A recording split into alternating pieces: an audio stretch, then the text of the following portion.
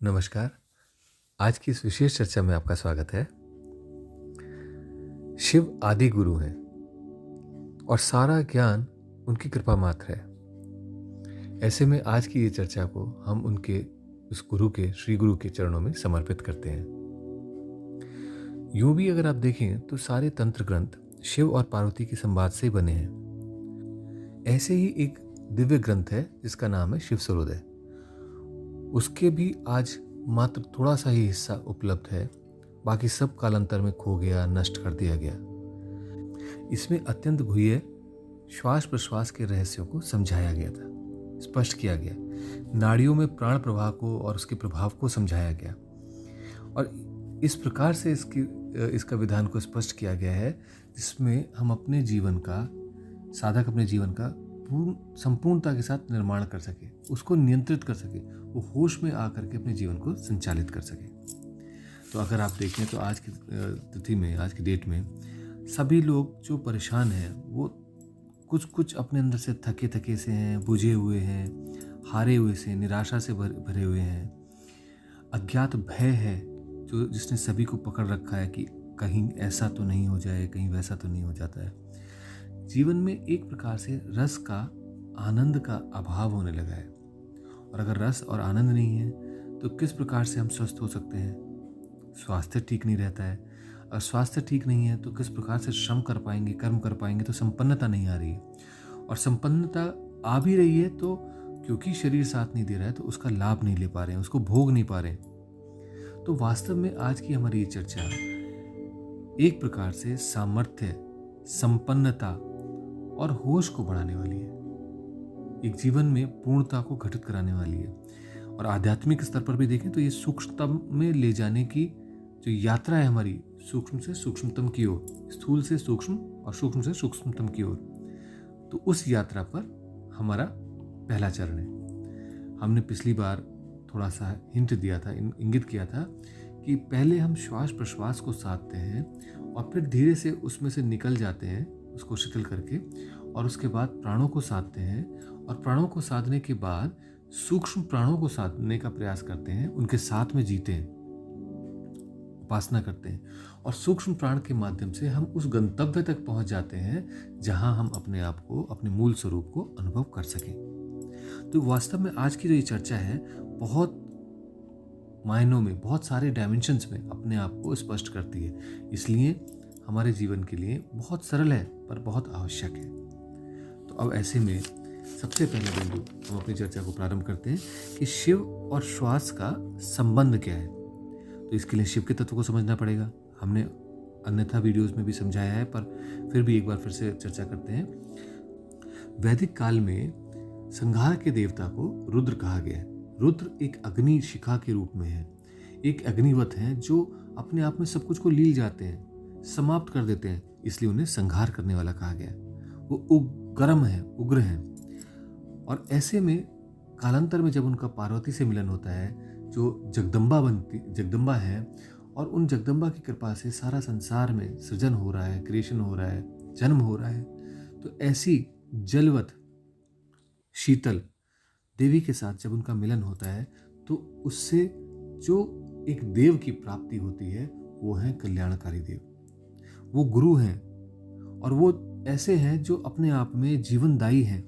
वो जीवन में हमारे को जो कुछ नहीं प्राप्त हो रहा, जो हम जानना चाहते हैं, जो कुछ हम अपने जीवन में उपलब्ध होना चाहते हैं, उन सारी उपलब्धियों को हमें सिखाने वाले, समझाने वाले और वहाँ पर पहुँचाने वाले हैं। तो ऐसे में अगर आप गौर से देखें तो ये जो दो तत्वों की हमने बात करी, रुद्र जो कालांतर में पार्वती से मिले ऐसा कहा, उसको अगर समझने का प्रयास करें तो उसमें दो तत्व प्रमुख हैं और वो दो तत्व हैं अग्नि और जल। अब अगर आप देखें तो शिव के नाम में भी दो तत्व हैं, बीज है, शी और व। तो क्या इन दोनों का कुछ संबंध है? अवश्य है। तो अगर आप समझने का प्रयास करेंगे तो समझेंगे कि वैदिक काल में अग्नि को शिखी कहा जाता था और जल को वरुण कहा जाता था। तो ऐसे में अगर शिखी का शी और वरुण का व लिया जाए तो ये बनता है शिव। तो ये बीज मंत्र हैं, आप इनको साधारण ना समझिए। शिव का नाम में अपने आप में दो बीज मंत्र सन्निहित हैं, शी और वह अग्नि और जल। और जीवन में देखें तो सभी कुछ इस अग्नि और जल का ही खेल है। अब जैसे अन्न का निर्माण कैसे होता है, सूर्य की किरणें पड़ती हैं पेड़ों पर और वो जल को सोखते हैं और उसके माध्यम से फोटोसिंथेसिस होता है पत्तों में, और फोटोसिंथेसिस से भोजन बनता है। और उसी भोजन को, उसी फल को, उसी गेहूं को, चावल को हम लेते हैं और उसको भगोने में डाल करके चावल को दूध के अंदर या पानी के अंदर अग्नि पर जब रखते हैं तो वो अग्नि उस जल को गर्म करती है भगोने वाले को, और उसके माध्यम से खीर बन जाती है। उसे हम खाते हैं तो उससे हमें ऊर्जा की प्राप्ति होती है, जीवन संपन्न हो पाता है। तो दोनों ही साइकिलें, किसी में अग्नि ऊपर है, किसी में अग्नि नीचे है, ये दोनों जीवन में संपन्न हो रही हैं और एक दूसरे को कॉम्प्लीमेंट कर रही हैं। अब दूसरा एग्जाम्पल देखिए, जब सूर्य ताप अपना डालते हैं गर्मी में तो जल, जो चाहे तालाब में हो, तलैया में हो, नदी में हो, समुद्र में हो, वो गर्म होकर वाष्पीकृत होकर के ऊपर उठता है।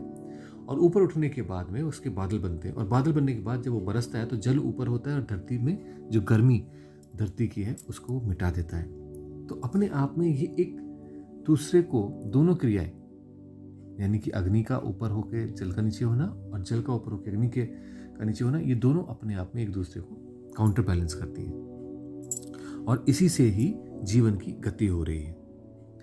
तो ऐसे में अगर हमें जीवन में ऊर्ध्व गति करनी है, अपने आप को और फाइनर फ्रीक्वेंसीज की तरफ लेके जाना है और सूक्ष्मता की ओर लेके जाना है, तो हमें करना क्या पड़ेगा, इसी अग्नि और जल को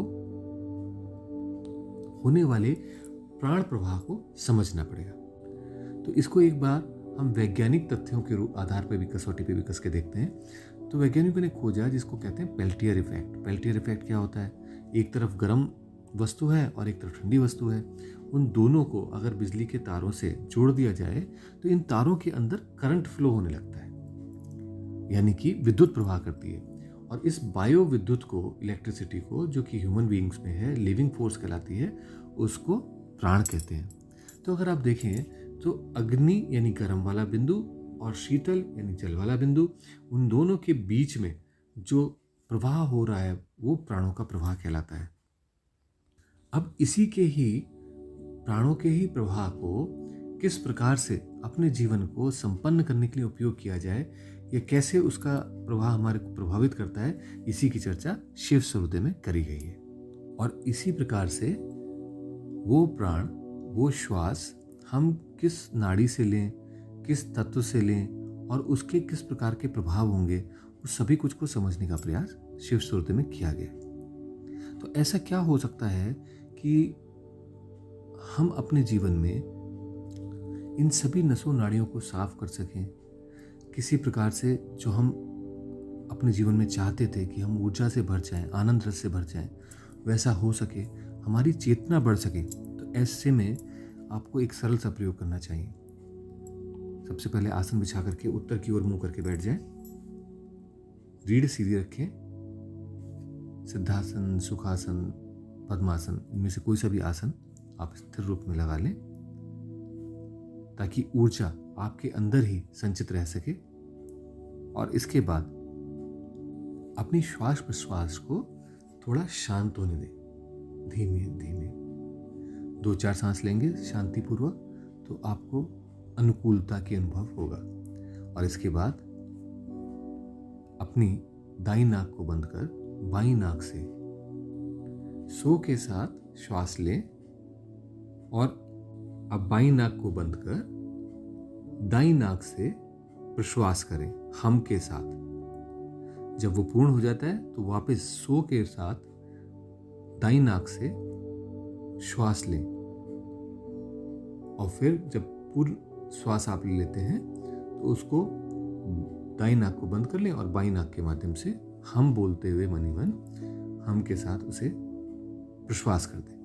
पुनः इस साइकिल को पूरा करें, यानी कि फिर से जो है श्वास लें सो के साथ, फिर निकालें और इन नोस्ट्रिल्स को ऑल्टरनेट करते रहें। मात्र 5 मिनट भी अगर आप इसको इस प्रकार से कर पाते हैं सोम के साथ, तो आप देखेंगे कि आपके अंदर चेतना बढ़नी प्रारंभ हो जाती है।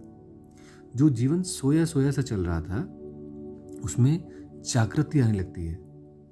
ऐसा महसूस होने लगता है कि आप अपने जीवन के नियंता हैं बहुत छोटे छोटे बिंदुओं को आप अपने नियंत्रण में ले पा रहे हैं। पर जो छोटे बिंदुओं को आज ले रहे हैं, कल जब आपकी चेतना और बढ़ेगी तो और बड़े बड़े बिंदुओं को भी अपने नियंत्रण में ले पाएंगे, उन्हें संभाल पाएंगे, उन्हें कर पाएंगे, उन्हें जी पाएंगे। तो इसलिए वो जो आज अंधकार में सोया हुआ सा जीवन चल रहा है, उसे प्रकाश में लाने वाली ये क्रिया को आपको अवश्य ही करना चाहिए और इसके अद्भुत लाभों को अनुभव करना चाहिए। तो मैं तो यही कहूँगा सबसे, इसे एक बार ज़रूर करें और करते हुए धीरे धीरे आप उसके बाद में अनुभव करेंगे तो आपको अपने जीवन में गुणोत्तर क्वालिटेटिव डिफरेंसेस का अनुभव होगा। आज के लिए इतना ही। अगली बार और एक गहन विषय पर चर्चा करेंगे। नमस्कार।